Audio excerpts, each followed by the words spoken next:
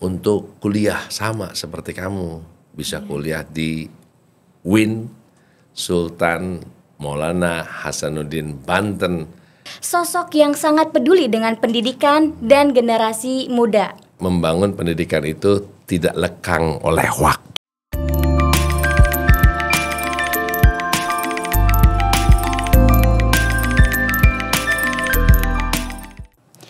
Assalamualaikum warahmatullahi wabarakatuh.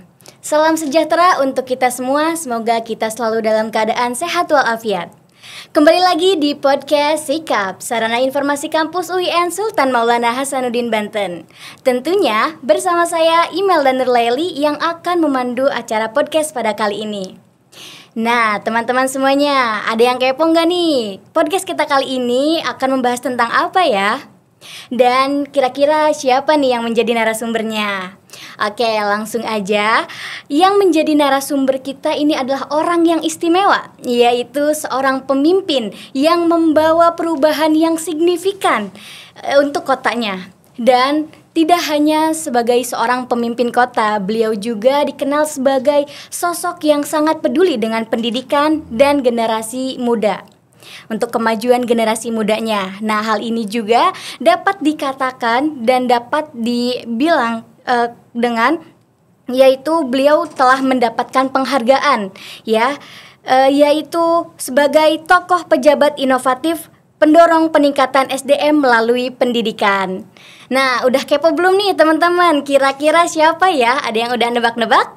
Oke, kalau gitu langsung aja kita sapa Bapak Wali Kota Cilegon, yakni Bapak Heldy Agustian. Selamat datang Bapak. Selamat datang, terima kasih Melda. Iya Bapak, bagaimana nih kabarnya? Luar biasa hari ini, baik-baik saja, amin. Amin. Sehat selalu. Wah, alhamdulillah ya Bapak. Untuk kegiatan hari ini Bapak kemana aja tuh Pak sebelum ke podcast ini nih? Tadi ya sebelum sini biasa sholat Jumat, makan sama para tokoh masyarakat. Sebelumnya tadi ada Bawaslu ya. Jadi ya nanti habis ini juga banyak kegiatan lagi. Masya Allah. Libur sebetulnya kan, tapi masih banyak kegiatan. Apalagi kalau kemarin alhamdulillah pagi-pagi pemerintah Kota Cilegon memberikan sebanyak 1.357 orang-orang jompo di Kota Cilegon. Kita berikan 1 juta rupiah. Jadi 1 miliar lebih itu 1 miliar 357. Sama ada yang meninggal di Kota Cilegon itu setelah kita kumpulkan sampai dengan kemarin ada 126 kali 2 juta dalam rangka program kita. Ada peningkatan sih, tahun kemarin kan cuma 780-an jomponya. Nanti Muharram kita berikan, tahun lalu itu 1.280 anak yatim kali 1.200.000 per anak yatim. Tahun ini kita tingkatkan 1.300 lebih lah. Mudah-mudahan berkah ya, amin. Amin. Teman-teman semua, kita doakan bersama-sama ya. Semoga Bapak Wali Kota Cilegon ini bisa terus sehat dan bisa terus maju ya, memajukan Kota Cilegon ya. Mensukseskan program-programnya ya Pak ya. Amin. Masya Allah. Berarti cukup padat banget ya Bapak sebagai wali kota, acaranya banyak, tapi alhamdulillahnya Bapak bisa menyempatkan waktu untuk datang ke sini. Terima kasih Bapak. Masih kalau untuk pendidikan biasanya saya wajib memenuhi undangan kalau memang tidak bentrok atau lagi pas libur. Karena kita pengen membangun sumber daya manusia. Karena pembangunan sumber daya manusia itu menjadi penting bagi pemerintahan Kota Cilegon saat ini. Iya, maka dari itu Bapak Wali Kota Cilegon ini sangat dikenal sebagai sosok yang peduli akan pendidikan. Amin ya Allah, amin. Amin. Oh iya, teman-teman semuanya pasti udah kepo nih, kira-kira apa yang bakal kita bahas pada kali ini. Nah, tentunya pembahasan kita pada kali ini menyangkut tentang dunia pendidikan ya Pak, dan juga beasiswa. Wih, mantap. Nah, oke, sebelum berbicara lebih jauh, Bapak, saya sebagai host gitu ingin tahu gitu tuh pendapat Bapak atau pandangan Bapak sebagai Bapak Wali Kota Cilegon ini tentang pentingnya pendidikan bagi generasi anak muda gitu, dan bagaimana peran pemerintah Kota Cilegon di bidang itu. Yang pertama kita tahu bahwa pendidikan itu bisa merubah ekonomi keluarga. Iya betul Bapak. Pendidikan bisa berdampak pada pengangguran, nganggur miskin bisa yang namanya terjadi kriminalitas. Jadi begitu penting pendidikan, karena pendidikan ini tadi saya sampaikan adalah bisa merubah mindset ya, merubah branding. Seperti namanya dulu kita cuma jadi siswa, terus kemudian jadi mahasiswa, berarti kan di atas siswa kan gitu kan ya. Iya betul Nah, maka oleh karena itu pemerintah Kota Cilegon di era kami ingin membangun sumber daya manusia terlebih dahulu, karena kita tahu bahwa sampai saat ini orang Cilegon belum ada yang populis secara nasional. Artinya jadi menteri belum ada, ya kan? Jadi dirjen-dirjen yang ada di Jakarta kayaknya sedikit banget atau nggak ada gitu kan. Sekelas penyanyi pop rock dangdut aja kita nggak punya kan gitu. Yang populis secara nasional kan gitu kan. Dari sisi olahraga juga kita nggak punya gitu kan ya. Kita pengen ada populis dalam dunia pendidikan, otomatis kan nanti bisa bersaing dengan kabupaten kota yang lain yang ada di Indonesia. Nah, tadi saya sampaikan pendidikan bisa berdampak pada pengangguran. Nah, pengangguran Kota Cilegon pada saat kami menjabat itu besar banget. Ya hampir 5 tahun terakhir di tahun 2016, 17, 18, 19, 20 itu rata-rata kita peringkat ke-7. Pernah sekali aja di 2018 kita peringkat ke-6. Nah, kan industrinya kecil, industrinya banyak, penduduknya kecil. Tapi penganggurannya peringkat ke-7 seprovinsi Banten. Nah, ini kan jelas menjadi hal yang sangat penting bagi kami gitu ya. Artinya bahwa akhirnya orang-orang luar yang bisa bekerja di Kota Cilegon. Nah, kalau tidak ada kata terlambat, makanya kita bangun dulu nih. Ya, sumber daya dulu. Maka kami pemerintah Kota Cilegon memberikan bantuan sebanyak 5.000 orang kali 8 semester kali 3 juta rupiah, sebanyak 120 miliar kan gitu ya. Kita alokasikan agar orang Cilegon bisa kuliah secara gratis di 8 semester. Ya, alhamdulillah bisa di seluruh universitas se-Indonesia. Yang negeri, kalau mereka nggak bisa masuk negeri, kita sudah siapkan 24 universitas seprovinsi Banten. Nah, kalau mereka ibaratnya ingin ke Mesir, ke Yaman, kemarin kami sudah kirimkan 4 orang ke Mesir dan 1 orang ke Yaman. Masya Allah, sangat beruntung banget ya teman-teman yang ada di Kota Cilegon nih. Beruntung banget punya Bapak Wali Kota yang peduli banget akan pendidikan. Masya Allah. Karena saya nyalon itu karena pendidikan. Iya Bapak. Kenapa? Karena negara kita kan mengajarkan sila kelima adalah keadilan sosial bagi seluruh rakyat Indonesia. Nah, orang kan nggak nyangka kalau Cilegon itu kantor pemerintahannya ada di Kota Cilegon, ya lapangan golfnya di Kecamatan Purwakarta, lapangan golfnya di Kecamatan Purwakarta, hotel berbintang yang paling mewah ada di Kecamatan Purwakarta. Nah, dan di Purwakarta itu tadinya ada 16 SD negeri, SMP negerinya nggak ada sama sekali. Oh gitu. Nah, saya gara-gara inilah saya nyalon wali kota ya. Nah, sekarang dengan sistem zonasi, terus gimana mereka? Iya benar Bapak. Nggak ada SMP-nya, ya kan? Iya. Nah, terus kemudian kalau itu Purwakarta itu kecamatannya berdekatan dengan Jombang. Di Jombang itu ada 24 SD negeri, SMP negerinya cuma 1. SMP negeri 1 Jombang yang berdiri tahun 1958. Orang Jombang aja nggak bisa ketampung. Iya. Ya kan? Dengan sistem zonasi gimana orang? Purwakartanya, iya kan? Benar betul Bapak. Nah, terus kemudian kalau dia mau ke kanan ada Grogol. Di Grogol ada 14 SD negeri, SMP negerinya cuma 1. SMP negeri 3 yang berdiri tahun 1980. Nah, orang Grogol aja nggak ketampung, gimana orang Purwakarta? Termasuk di Citangkir masih ada cuma 1 dan itu SMP negeri terakhir dari 24 SD negeri yang ada di Kota Cilegon, yang ada di Kecamatan Citangkil. SMP negeri cuma 1, SMP negeri 11 yang berdiri tahun 2008. Totalnya berapa dulu? Totalnya dulu ada 150 SD negeri, SMP negeri cuma ada 11. Sehingga 1 berbanding 13,6. Artinya apa?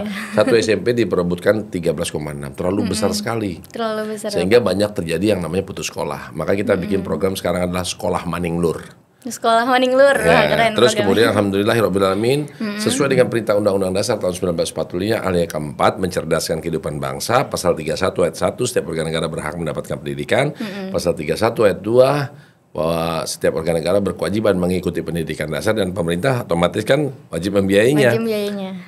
Berdasarkan akan hal itu kami mengajukan ke Kementerian Pendidikan, alhamdulillah ya, meskipun sekolahnya nggak ada, demi menyelamatkan pada saat kami dilantik di tanggal 26 Februari tahun 2021, di tahun itulah Februari, Maret, April, Mei, Juni kan langsung penerimaan tuh, meskipun nggak ada SMP negerinya, belum kita bangun, tapi statusnya sudah kita peroleh, sambil kita beli tanah, sambil kita bangun, ya.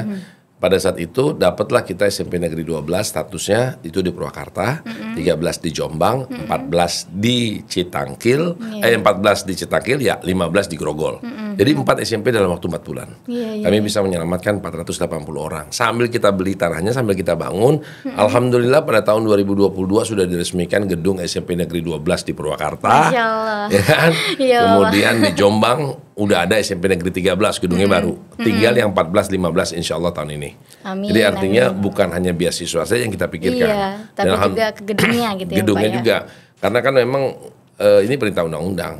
Dan alhamdulillah diumumkan bagi masyarakat Kota Cilegon gitu ya, yang punya adik, anak ya di SMP dan SMA, di SD dan SMP, ya maka LKS di Kota Cilegon sudah kita gratiskan. Oh iya, Masya Allah, alhamdulillah. Benar-benar mengurangi untuk beban orang tua juga ya Bapak ya. Iya dong, kan gitu. Kalau LKS dulu kan banyak komplain, LKS bayar gitu ya. Nah untuk itu gimana caranya? Kita bikin infrastruktur ya dulu.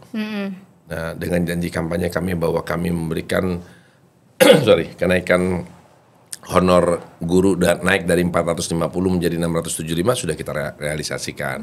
TPP ASN 5% per tahun sudah kita realisasikan. Terus kemudian guru-guru di atas gunung kita bedain sekarang, tambahin 500.000 insentifnya.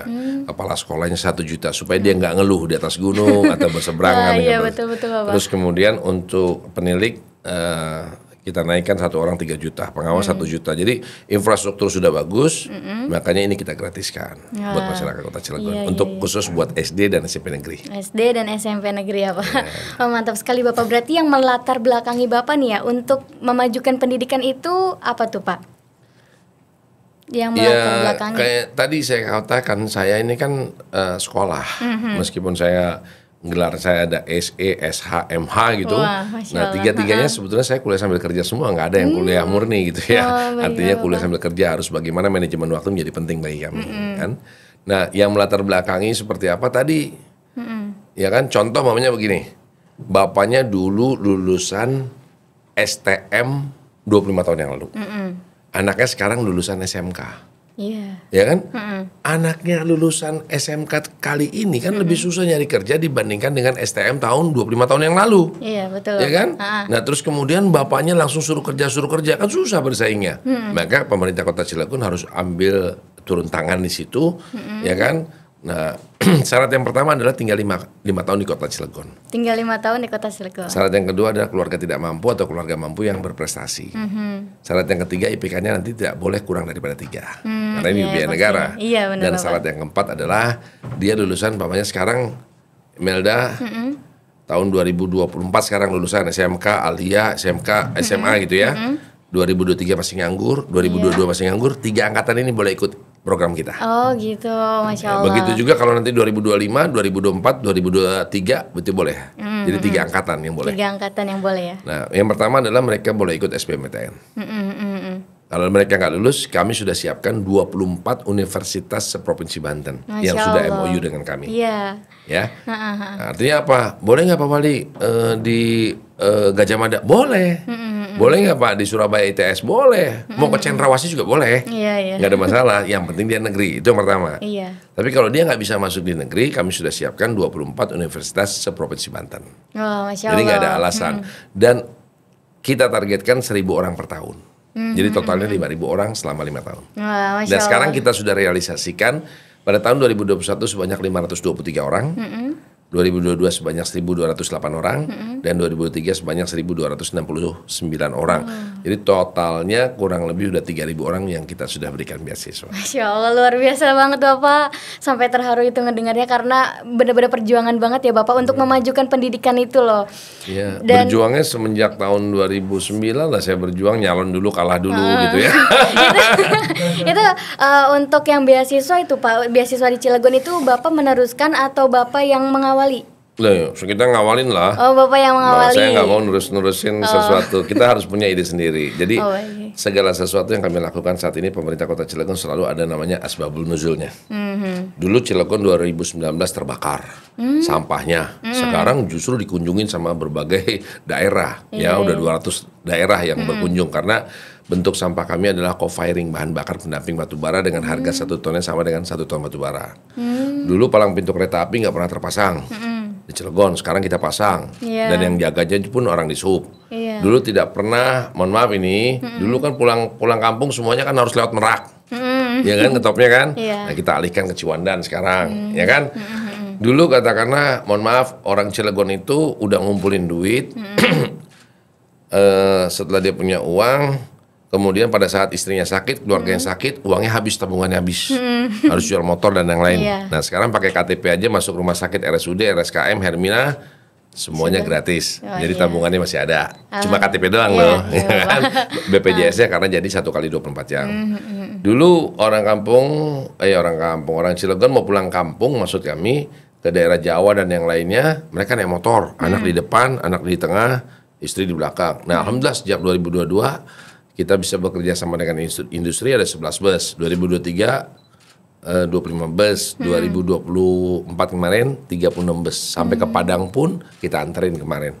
Padang 1 bus, Palembang 3 bus, terus kemudian ke Jawa 32 bus. Seperti itu, Melda. Iya, Masya Allah banget Bapak. Lalu untuk jenjang pendidikan yang mendapatkan beasiswa Cilegon ini Pak, itu hanya ada SD dan SMP atau ada lagi nih Pak? Untuk rencana kedepannya, apakah akan ada di SMA dan juga perkuliahan ataupun yang lain sebagainya Pak? SD dan SMP kita berikan LKS-nya gratis. Kemarin bahkan sempat di beberapa swasta anak-anak Cilegon tidak bisa bayar SPP sebanyak 1.569 orang. Pemerintah Kota Cilegon yang bayarin akhirnya gitu ya, dengan bantuan hibah pendidikan. Kemudian lagi kan saya sudah katakan sudah 3.000 orang yang kita berikan beasiswa termasuk di sini. Iya, di UIN Sultan Maulana Hasanuddin Banten ya Bapak. Jadi artinya dari semua jurusan kan ibaratnya kan, cuma kan SMA kan bukan kewenangan kami, kewenangan provinsi. Jadi SD, SMP, kemudian sarjananya. Nah, harapan kami besok orang-orang Cilegon bisa bekerja di industri, tidak hanya katakanlah ibaratnya jadi security lagi, office boy lagi, operator lagi, ya kan. Kita pengen minimal mereka dengan S1 ini bisa jadi supervisor, manajer, kalau perlu jadi direktur utamanya orang-orang Cilegon asli kan gitu ya. Nah, kita pengen seperti itu harapan kami. Karena dalam rangka membangun generasi emas tahun 2045. Jadi kita dengan bonus demografi yang ada di Kota Cilegon itu yang kita manfaatkan. Lalu Bapak, kalau untuk tingkat kemajuan pendidikan di Kota Cilegon yang sebelum dan sesudah dipimpin oleh Bapak itu bagaimana Bapak? Ya kan bertambah SMP-nya. Nah, keberhasilan memimpin sebuah daerah itu kan ada KPI-nya, ada ukurannya. Ada ukurannya, bukan hanya infrastruktur, tapi ada yang disebut dengan angka IPM, Indeks Pembangunan Manusia. Nah, saat ini di dalam Indeks Pembangunan Manusia itu ada 3 hal. Yang pertama tentang pendidikan, yang kedua tentang kesehatan, yang ketiga tentang daya beli. Ya, kalau kamu bilang ngukurnya gimana Pak Wali? Indeksnya, IPM kita sudah naik sekarang. IPM kita ini 78,24. Provinsi Banten berapa? 75,77. Nasional berapa? 74,39. Artinya kita sudah di atas nasional dan sudah di atas Provinsi Banten. Nah, dilihatnya dari mana? Ya tadi, angka harapan sekolahnya naik dan angka harapan hidupnya juga naik. Dan yang ketiga adalah daya beli masyarakatnya meningkat. Iya, Masya Allah. Nah, gitu.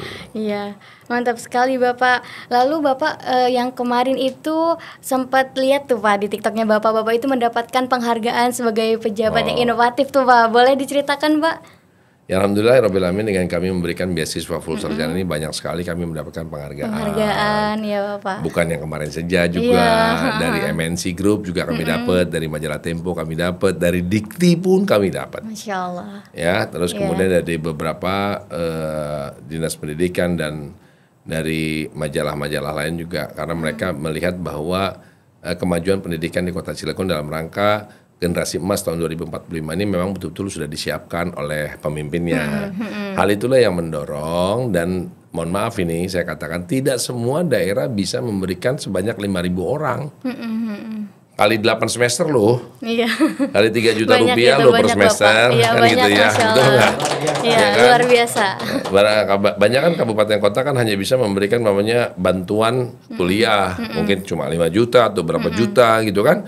Ya kan, nggak per semester, ini kita per semester sampai dia lulus kita pastikan.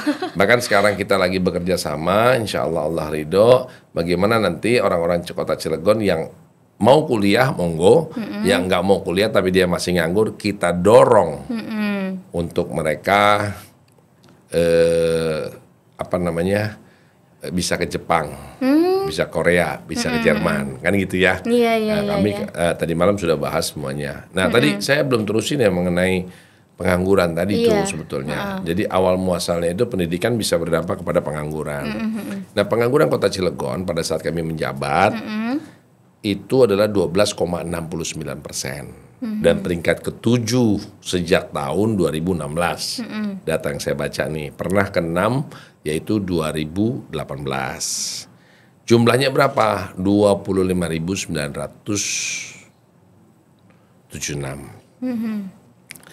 Setahun upaya apa yang dilakukan? Kami bekerja sama dengan industri dalam hal pemagangan. Turunlah pengangguran tersebut. Jadi sekarang tuh industri di Kota Cilegon kalau nggak lagi banyak ngelamar. Ngelamar kalau diterima ternyata orang yang malas dikeluarinnya kan susah. Nah mereka dimagangin dulu selama kurang lebih hampir 3 bulan. Nanti perusahaan bisa melihat mana yang rajin, mana yang enggak. Mana yang pinter, mana yang enggak. Nah dari hasil pemagangan itu. Nah bagi orang yang ikut pun kalau nggak dipilih kan mereka punya sertifikatnya itu. Kan gitu ya, untuk pengalaman mencari kerja di lain tempat. Nah itu sudah kita lakukan. Nah turun selama 1 tahun pengangguran menjadi 10,13%. Kemudian kita libatkan UMKM juga. Ya, UMKM itu dari modal pinjamannya 1 sampai 3 juta dengan bunga 0%. Kemarin kita naikkan sampai dengan 10 juta dengan bunga 0%. NIB-nya kita gratiskan, hakinya kita gratiskan, halalnya kita gratiskan, expired-nya kami gratiskan, dan semua dididik dengan kemasan dan yang lain bagus. Setelah disupport oleh pemerintah, alhamdulillah di tahun kedua dari 10,13% turun lagi menjadi 8,10%. Masya Allah luar biasa banget Bapak. Dan di tahun ketiga turun lagi. Ya, di tahun ketiga turun lagi menjadi 7,25%. Jadi selama kami memimpin ketemunya data BPS yang kami ukur sampai dengan Agustus dari 12,69% turun menjadi 7,25%, berarti ada penurunan selama kami memimpin 2 tahun 8 bulan itu adalah sebanyak 5,44%. Nah, penganggurannya turun berapa? Berapa banyak orangnya Pak Wali? Dari 25.976, sekarang sisanya masih 15.010. Sehingga ada penurunan sebanyak 10.966. Nah, jadi cukup banyak kan? Cukup banyak Bapak, luar biasa. Dan sekarang tidak lagi peringkat ke-7. Keberapa tuh Bapak kalau sekarang? Peringkat ke-4. Wah, Masya Allah, alhamdulillah. Mantap banget dari kerja kelasnya Bapak, dari semuanya yang sudah tersusun itu bisa membuat menjadi lebih makin maju ya Bapak ya. Jadi saya ingat beliau katakan membangun pendidikan itu tidak lekang oleh waktu. Rasanya gitu ya. Nah Pak, kalau untuk beasiswa Cilegon itu diperuntukkan untuk PT nasional aja atau ada juga untuk PT internasionalnya? Syarat pertama kan tadi 5 tahun tinggal di Kota Cilegon, 3 angkatan tadi kan, 24, 23, 22. Mereka daftar dulu ke SBMPTN. Kalau mereka terima di negeri, dimanapun di Indonesia, sampai Cendrawasih pun boleh. Kalau mereka nggak diterima di negeri, kami sudah siapkan universitas swasta 24 totalnya seprovinsi Banten, sehingga mereka tidak ada alasan tidak kuliah karena kemiskinannya. Kalau negeri nggak bisa, berarti bisa di swasta. Ada berapa tadi swastanya? 24 kan? 24, ya. Ah, gitu loh. Bahkan kemarin pun sampai kita kirimkan 4 ke Mesir, 1 ke Yaman. Nah, jadi macam-macam kan, ya kan? Oke. Jadi nggak harus di negeri doang, di swasta juga kita siapkan. Dan rata-rata tadi 24 itu, ini universitas swasta-swasta yang tetap di Banten pasti udah MOU dengan kami. Oh iya Bapak, kalau untuk tadi yang Bapak ceritakan itu kan beasiswanya adalah dari awal tuh ya Pak ya untuk masuk kuliah, jadi nggak ada alasan untuk tidak sekolah atau tidak kuliah. Nah kalau untuk yang udah terlanjur kuliah nih Bapak, tapi tidak mengapply beasiswa Cilegon ini, tapi dia di pertengahan jalan, di pertengahan semester misalkan mau mengapply, apakah itu bisa Bapak? Memang program beasiswa full sarjana yang kami lakukan ini adalah bagi pemula. Kalau bagi yang kuliah, kami anggap itu sudah mampu. Oh, gitu loh. Tapi kalau kenyataannya mereka tidak mampu, maka bisa mengajukan ke Basnas. Nanti Basnas yang bantu. Oh, gitu. Ya, agar bisa kuliahnya berlanjut, jangan sampai putus kuliah. Gitu. Oke. Baik Bapak, barangkali dari Bapak nih ada yang ingin disampaikan untuk anak-anak Bapak yang di Cilegon dan sekitarnya, atau juga untuk anak-anak Bapak yang kuliah di UIN Sultan Maulana Hasanuddin Banten nih Pak. Silahkan Bapak. Ya, Assalamualaikum warahmatullahi wabarakatuh. Alhamdulillahirrabbilalamin. Berkah banget Pak Wali bisa langsung ke kampus kalian yang ada di sini, ya. Terima kasih sudah bekerja sama dengan pemerintah Kota Cilegon dalam rangka beasiswa full sarjana sejak tahun 2021 ya tentunya ya. 22, 23 sekarang dan mau 2024 nih, udah mau banyak yang lulus juga nih. Ya. Yang pertama bagi yang sudah kuliah di UIN Sultan Hasanuddin Banten ya. Maulana Hasanuddin. Aduh kok jadi lupa. Ntar balik lagi ya. MH. Kok jadi kelupaannya. Bagi yang sudah kuliah di UIN Sultan Maulana Hasanuddin Banten, tentunya Pak Wali mengucapkan selamat, belajar yang benar. Karena apa? Karena nggak mudah lo masuk sini. Kalian adalah orang-orang yang sangat beruntung. Belajar terus, buktikan, jangan bikin malu pemerintah Kota Cilegon dan jangan bikin malu orang tua. Dan bagi yang memiliki adik-adik, saudara, teman-teman, kamu ajak untuk kuliah sama seperti kamu. Bisa kuliah di UIN Sultan Maulana Hasanuddin Banten, agar supaya bisa masuk ke negeri dan pasti dibiayai oleh pemerintah Kota Cilegon. Masya Allah. Pak Wali pesan sama kalian bahwa dunia ini memungkinkan apa-apa yang tidak mungkin terjadi mungkin saja terjadi. Buktinya Pak Wali bisa jadi wali kota. Padahal dulu adalah seorang salesman biasa saja. Ya. Dan tidak ada kata sulit, jika kita mau pasti kita bisa. Dan tidak ada yang tidak mungkin jika kita lakukan dengan sungguh-sungguh. Dulu Pak Wali, mohon maaf, didukung oleh partai yang gak dikenal, partai berkarya, tapi bisa menang, gak ada yang mungkin. Ya, karena dunia ini memungkinkan apa-apa yang tidak mungkin terjadi, mungkin saja terjadi. Sukses buat kalian dan jangan ada satu orang pun yang melarang cita-cita kalian terhadap orang tua kalian. Lakukan dengan baik dan benar, karena pilihan yang saya pilih pun dulu orang tua saya adalah seorang pejabat Pertamina, tapi saya tidak masuk Pertamina, saya justru memilih menjadi seorang salesman otomotif, tapi di endingnya bapak saya belum pernah jadi wali kota, tapi anaknya pernah jadi wali kota. Luar biasa. Terima kasih. Assalamualaikum warahmatullahi wabarakatuh. Nah itu dia guys, obrolan yang sangat inspiratif bersama Bapak Wali Kota Cilegon mengenai program beasiswa dan dukungan pemerintah terhadap pendidikan. Semoga apa yang disampaikan oleh beliau bisa bermanfaat untuk kita semua. Dan untuk teman-teman nih yang udah lulus sekolahnya, yang ingin mempunyai rencana untuk melanjutkan kuliah, jangan lupa daftarnya di UIN Sultan Maulana Hasanuddin Banten. Karena di UIN Sultan Maulana Hasanuddin Banten itu mempunyai berbagai macam beasiswa. Di antaranya ada beasiswa akademik, ada beasiswa bidik misi, dan ada juga beasiswa tahfidz Quran. Untuk ketentuan dan syaratnya bisa kalian cek aja di situs resminya UIN Sultan Maulana Hasanuddin Banten, atau kalian juga bisa langsung mendatangi bidang kemahasiswaan di kampus. Oh iya, ada yang ketinggalan nih guys. Jadi kalian juga bisa apply beasiswa Cilegon ya, karena beasiswa Cilegon juga ada di UIN Sultan Maulana Hasanuddin Banten.